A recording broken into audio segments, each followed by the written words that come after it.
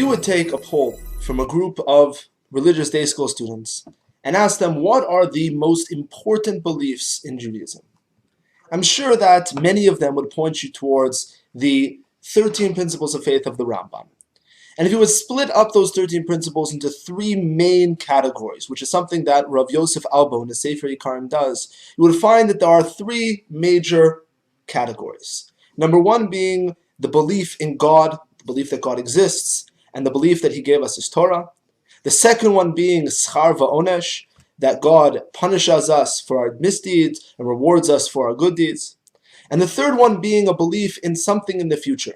B'acharit yamim, Mashiach, Tchiyat HaMeitim, Olam Haba, that world of thought. Now, if you look throughout the Torah, while there is a lot of focus on the first category, being the belief in God, the fact that we got the Torah, God watching over the Jewish people, there's not so much information and not so much focus on the second two. While we do have that God rewards and punishes the nation of Israel, on an individual level, there's very little focus on God punishing or rewarding individuals. We also don't find anywhere explicitly spoken about in the Torah belief in Mashiach, Acharit Yamim, Tchiyat HaMeitim, Olam Haba, heaven. These things aren't mentioned in an explicit way in the Torah. The question is, why is that? Why does the Torah focus mainly on the first part and seemingly doesn't focus at all on the second?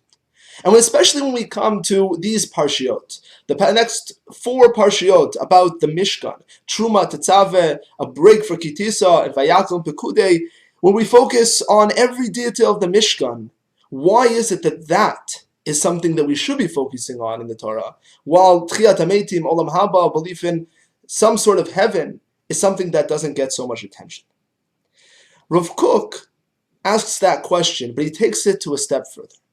If you look throughout all of Bayit Rishon, the mention of Olam Haba, the mention of Mashiach, the mention of any of these ideas of an afterlife are things that you find in Chazal, you find in the Gemara, but you do not find them throughout the Nevi'im. And he says, why not? During Bayit Rishon, during the first Beis HaMikdash, why was this not something that people spoke about? And he gives in his book, B'malach Yideyot B'Yisrael, a phenomenal answer. An answer that I think, when we look at it, can be life-changing.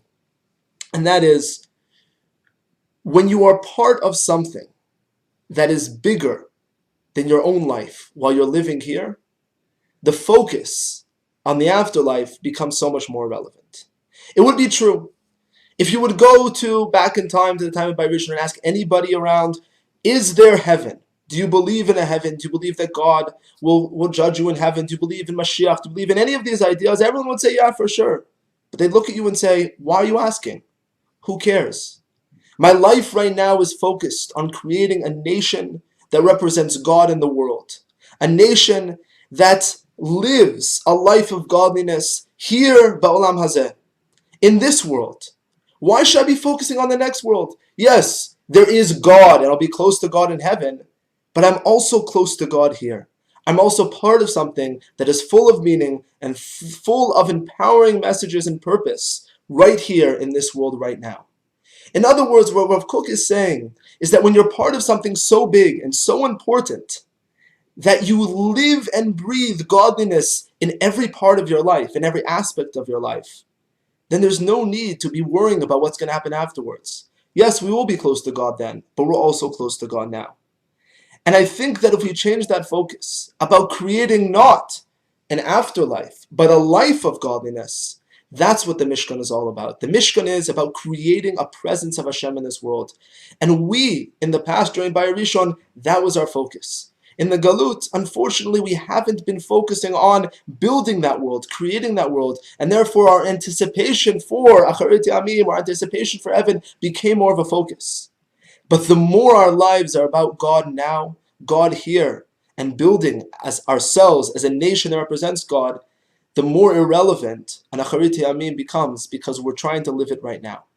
I hope that we can all, through these parshiot, create in our lives a sense of purpose and mission that fulfills us in such a way that heaven and Acharit Yamim become something that's in the future that we believe in, but it's not our focus because we have it right now, right here. Shabbat Shalom.